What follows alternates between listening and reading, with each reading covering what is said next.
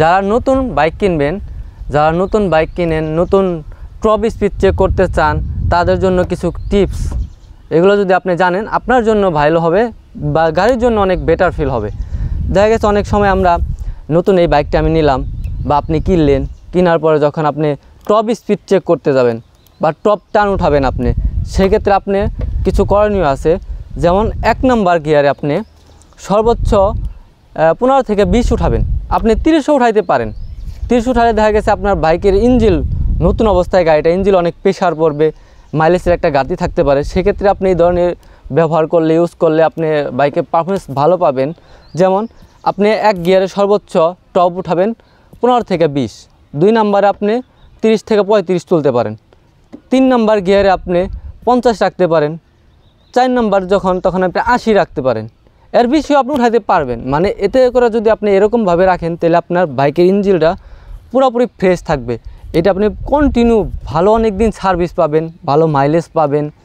আর যখন 4 থেকে আপনি 5 যখন টপ স্পিডটা উঠাতে চাবেন আরও, তখন সেক্ষেত্রে আপনি 4 থেকে 80 উঠাইলেন বা 100 রাখতে পারেন অনেক সময়। এতে বাইকে তেমন কোনো প্রেশার পড়বে না, রিল্যাক্সে আপনি স্মুথলি চালাতে পারবেন। 5-এ উঠায় আপনি 5 যখন দিবেন, 5টা বাইকে সাধারণত থাকে টপ স্পিড, 5টা গিয়ার থাকে। সেক্ষেত্রে আপনি 5-এ রাখা তারপরে 100 উপরে যত উঠাইতে পারলেন, তখন আর বাইকে স্মুথলি তখন আপনি একটা ফিল করতে পারবেন বাইকে থেকে, যে চালানোর একটা যে মজা, এটা আপনি বুঝতে পারবেন। হুট করে আপনি যদি এমনটাও আছে, অনেক রাইডার করে, নতুন রাইডার তারা হুট করে 1 গিয়ার রাখা 30-35 উঠায় ফেলে, তারা তো আসলে বুঝে না। এটা যে বাইকের এই ইঞ্জিনটা দেখেন একটু, এটা একটা ইঞ্জিন, এটা যে কী পরিমাণ আঘাত, কী পরিমাণ ক্ষতি হলো, নতুন রাইডার কিন্তু বুঝবে না। একটা পুরাতন রাইডার সে বুঝতে পারবে, যে বাইক সম্বন্ধে ভালো রাইড করে, ভালো চালায়, সে বলতে পারবে। তো এগুলো টিপ যদি আপনারা মানে ভালোভাবে মেনে চলেন, গাড়ির জন্য, আপনার নিজের জন্য ভালো হবে। এই গাড়ি থেকে আপনি ভালো মাইলেজ পাবেন। দেখা গেছে 40 থেকে 45-50 পর্যন্ত মাইলেজ পাবেন। আর যদি হুট করে আপনি 1-এ রেখা 35 উঠাইলেন, 2-এ রেখা 70 উঠাইলেন, তাহলে আপনি কখনো মাইলেজ ভালো পাবেন না।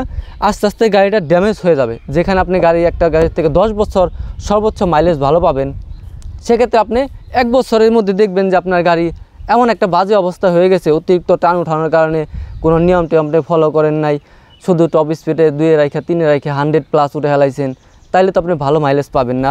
গাড়িটা আপনি এক পর্যায়ে বাতিল হয়ে যাবে, এক কথায় ভ্যানিশ, এটার কোনো মূল্যই থাকবে না।